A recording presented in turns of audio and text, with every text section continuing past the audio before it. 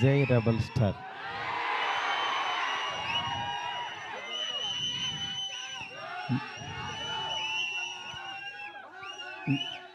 చాలాసార్లు చాలామంది అడిగేవాళ్ళు, కానీ నిజంగా అంటే మాటలు రాని సందర్భం అంటారే, అలా ఉంది ఇప్పుడు పరిస్థితి. ఫస్ట్ ఆఫ్ ఆల్ మనకి గెస్ట్లు వచ్చారు, national media. Thank you so much sir for being here. Welcome to Hyderabad sir. Please have nice food and please take our hospitality. Thank you so much sir. Telugu, Tamil and Kannada everyone.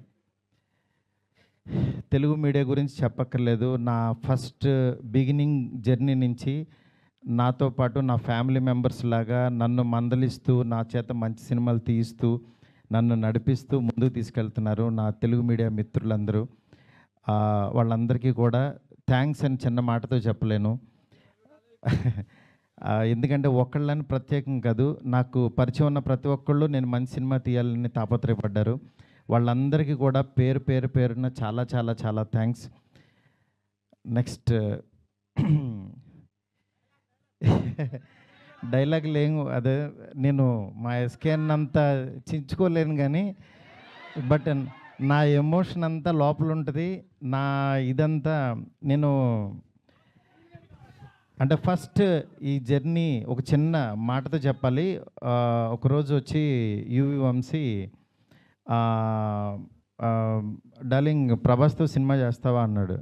అదే darling నేను గోపీచంద్తో చేస్తున్నాను, ప్రభాస్తో అడుగుతున్నావు, ఎందుకు చేయను, అలాంటి ఆపర్చునిటీ వస్తే అన్నాను. సరే రేపు ప్రభాస్ బాంబే రమ్మన్నాడు, ఒకసారి వెళ్ళి కలువు అన్నాడు.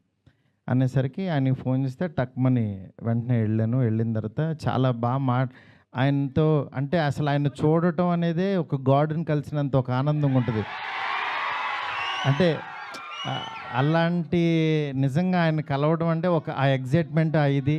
వెళ్ళిన తర్వాత నేను మాట్లాడే విధానం, ఇంకా ఆయన మనం ట్రావెల్ అవ్వాలనేది, అంటే ఆయన ప్రేమ కథ చిత్రానికి భలే భలే మగాడివైకి ఆయన చాలా పిచ్చ ఇదనమాట. నాకు అలాంటి సినిమా ఒకటి చేయాలందండి సరదాగా అన్నారు ఆయన. అని అంటే అయ్యో తప్పకుండానండి అని చెప్తే అండి అనొద్దు, డార్లింగ్ అని పిలువ అన్నాడు ఆయన. అంటే ఆయన మనిషిని నచ్చితే ఎంత ఓన్ చేసుకుంటారో చెప్తున్నా. దాని తర్వాత పక్క కమర్షియల్ పెద్ద ఆడలేదు, బట్ అయినా సరే ప్రొడ్యూసరు కమిటీ అయిన ప్రొడ్యూసర్ వెనక్కి వెళ్ళిపోయారు నాకు ఈ కాంబినేషన్ వద్దని. బట్ ఆయన నిలబడ్డాడు, ఆయన ఒక్కడు ప్రపంచానికి.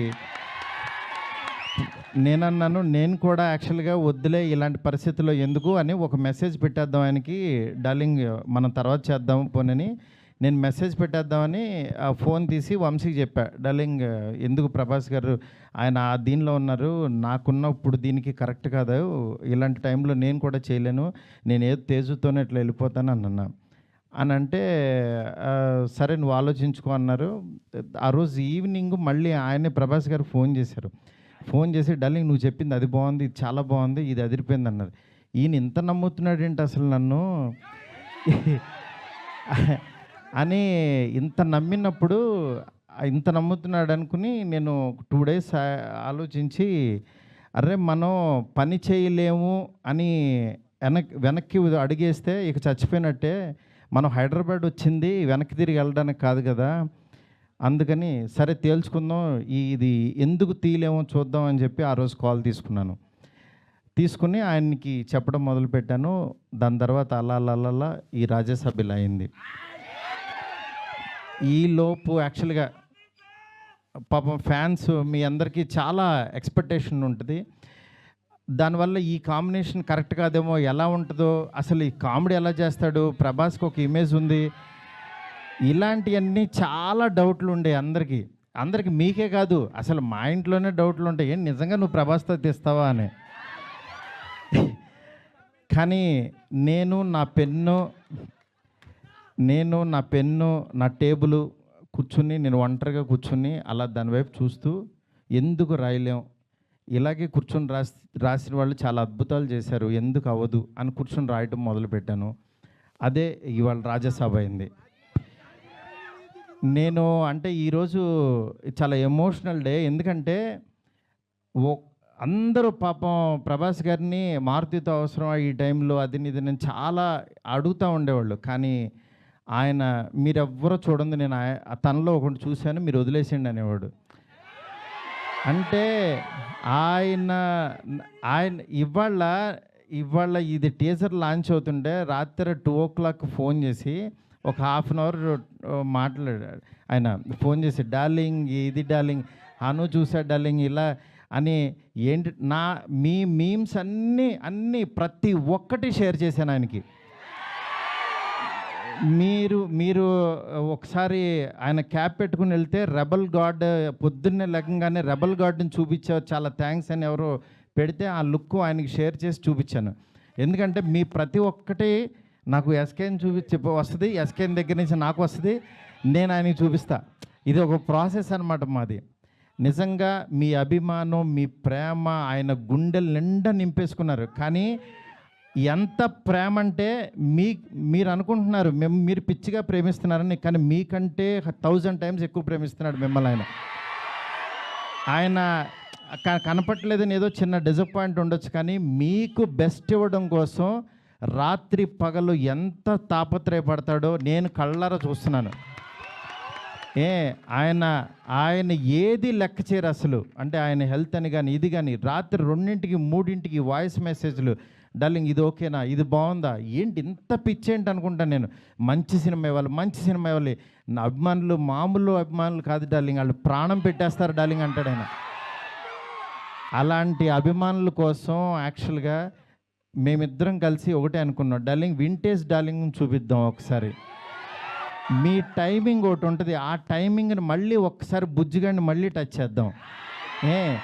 మళ్ళీ ఒకసారి పాన్ ఇండియా బుజ్జిగాడు ఎలా ఉంటాడో రాద్దాం, అలాంటి తీసుకెళ్దాం, ఈ జోనర్ ఎంచుకుందాం అని చెప్పి అలా చాలా అంటే హీరోయిన్స్ లేక డ్రైగా ఉన్న ఆయన లైఫ్కి యాక్చువల్గా ఒకళ్ళు కాదు, ఇద్దరు కాదు, ముగ్గురిని పెడదాం.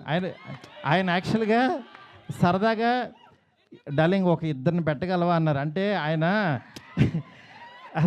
సలార్లో యాక్చువల్గా ఎవరు లేరు, ఉన్న అమ్మాయి కూడా ఎప్పుడో వస్తుంది, నెక్స్ట్ కలికి కూడా సరదాగా ఎప్పుడో ఒకళ్ళు వచ్చినా వెళ్ళిపోద్ది, అదొక వాళ్ళు. నా లైఫ్ అంతా ఆదిపురుషు చూస్తేనే సీతాదేవి ఆవిడెక్కడో ఉంది, కానీ నా దగ్గర నా ఇంట్లో ఎవరు లేరు డార్లింగ్, ఒక ఇద్దరిని పెట్టగలవా అన్నారు. ఆయన అన్న మాటకి నేను పైనుంచి కింద చూసి డార్లింగ్ మీ రేంజ్కి ఒక ఇద్దరేంటి, ముగ్గురిని పెడతానన్నా. అలా యాక్చువల్గా ముగ్గురిని తీసుకెళ్ళి ఒక హర్రర్ కొంపలో పెట్టి రొమాంటిక్ ఫ్యాంటసీ నేను చెప్తున్నాను, నేను ప్రామిస్ చేస్తున్నా ఈరోజు ఇది జస్ట్ టీజర్. ఈ వరల్డ్ ఎలా ఉంటుందో మీకు జస్ట్ చూపించామంతే. ఇది trailer cinema you can't imagine, I'm telling. ఎందుకంటే నేను యాక్చువల్గా యాజ్ ఏ ఆర్టిస్ట్గా ఇందాకడ ఒక థియేటర్కి కట్అవుట్ పెట్టారు, అదే థియేటర్ దగ్గర చిరంజీవి గారి యాక్చువల్గా బ్యానర్స్ కట్టేవాడు నేను, పెయింటింగ్స్ రాసి. అంటే నేను ఆర్ట్ బ్యాక్గ్రౌండ్ నుంచి వచ్చా, రోడ్డు మీద బొమ్మలు వేసుకున్న దగ్గర నుంచి వచ్చా. నా ఆర్ట్ని 2D యానిమేషన్ చేశా, 3D యానిమేషన్కి వెళ్ళా, అలా చివరికి యాక్చువల్గా ఒక హాలీవుడ్ కంపెనీతో వర్క్ చేసే స్థాయికి వచ్చాను ఈ సినిమాతో. నేను అందుకని చెప్తాను, యాక్చువల్గా మీరెవరు దయచేసి టైం వేస్ట్ చేసుకోవద్దు, ఎవరు హార్డ్ వర్క్ చేయండి, డెఫినెట్గా వన్ డే మీది అవుతుంది. ఈరోజు నాది, తర్వాత రోజు మీది. అంతేగాని నేనేదో సాధించేసానని కాదు, నేను ఒక ఎగ్జాంపుల్ అని చెప్తున్నాను మీకు అంతే. నిజంగా ఫ్యాన్స్ అందరూ, నేను ఎప్పుడు కూడా నా గురించి రివ్యూస్ చదువుకోవడం కానీ పేరు నా ఫేస్ని కట్ చేసి యాక్చువల్గా వీడియోస్లో పెట్టి నాలో లేని హీరోయిజాన్ని మీరు చూపిస్తున్నారు. నిజంగా దానికి మీకు ఏమిచ్చినా నేను చెప్పలేను. ఎందుకంటే నా ఫ్రెండ్స్, నా ఫ్యామిలీ అందరూ కూడా, మా వైఫ్ అందరూ, మా పిల్లలు మీమ్స్ చూసి వాళ్ళ ఆనందం నేను మాటల్లో చెప్పలేను. రోజు మీరు ఇస్తున్న ఎనర్జీ, ఈ ఎనర్జీతో ఈ సినిమా ఇంకా బాగా తీస్తాను. ఇంకొంచెం బ్యాలెన్స్ ఉంది, బాగా తీస్తానంటే ఇంకా చాలా తీయలేమని కంగారు పడద్దు. ఆయన వర్క్ ఉంది, నెక్స్ట్ అట్లాగే సాంగ్స్ ఉన్నాయి. ఒకటైంది కదా, కొంచెం ఆగండి. మీరు అడుగుతుంటే కంగారు వచ్చేస్తుంది. ఎందుకంటే ఎప్పుడు ఏం వదలాలో అవి వదులుతూ మీకు ఇదే రేంజ్ క్వాలిటీ కంటెంట్ ఇవ్వడం కోసమే కష్టపడుతున్నాం, టైం తీసుకుంటున్నాం. యా యా దయచేసి అర్థం చేసుకోండి sir. I hope national media you like the teaser sir. Thank you so much sir. Please encourage me sir, please support us sir. You are coming such a long way sir. Thank you so much. ఇంకేం చెప్పాలో అర్థం కావట్లేదు. నేను మీకు మాట ఇస్తున్నాను, మంచి cinema ఇస్తున్నాను. మంచి సినిమా అంటే మీరు కోరుకునే ప్రభాస్ గారిని ఎలా చూడాలనుకుంటున్నారో ప్రతి క్షణం ఆయన్ని అడ్మైర్ అయ్యి చూస్తారు. ఎందుకంటే నేను ఇంత తీసేసాను సినిమా, ఇప్పుడు దాంట్లోంచి క్రిస్పీగా మీకు బెస్ట్ ఇవ్వబోతున్నాము. Thank you so much. Thank you so much. Next నా టెక్నీషియన్స్ గురించి అందరికీ బాగా చెప్పాలి ఎట్లాగో, ఎందుకనంటే ఇంకా చాలా సందర్భాలు ఉన్నాయి. ఫస్ట్ ఆఫ్ ఆల్ నేను ఈ సినిమా ఈ స్టేజ్ ఇలా ఫినిషింగ్ ఇలా రావడం కానీ మెయిన్ కారణం ప్రభాస్ గారి తర్వాత ఓన్లీ వన్ పర్సన్ విశ్వ గారు. ఎందుకంటే విశ్వ గారు ఈ కాంబినేషన్ని ఎవ్వరూ నమ్మల, ఆయన నమ్మారు. ఆయన ఒకటే అన్నారు, సార్ బెస్ట్ సినిమా ఇద్దాం, మీరు ఏం కావాలంటే అది చేయండి. ఇప్పటికీ మేము అనుకున్న బడ్జెట్ దాటి ఎట్టెళ్తున్నా సరే ఆయన అస్సలు వన్ డే కూడా మమ్మల్ని డిస్కరేజ్ చేయకుండా మీకు బెస్ట్ సినిమా ఇవ్వడం కోసం కష్టపడుతున్నారు. డెఫినెట్గా ఈ సినిమా చాలా పెద్ద రేంజ్కి వెళ్తుంది. అది మాకు తెలుసు, ఏం జరుగుతుందో మేము చూస్తున్నాము. Thank you so much.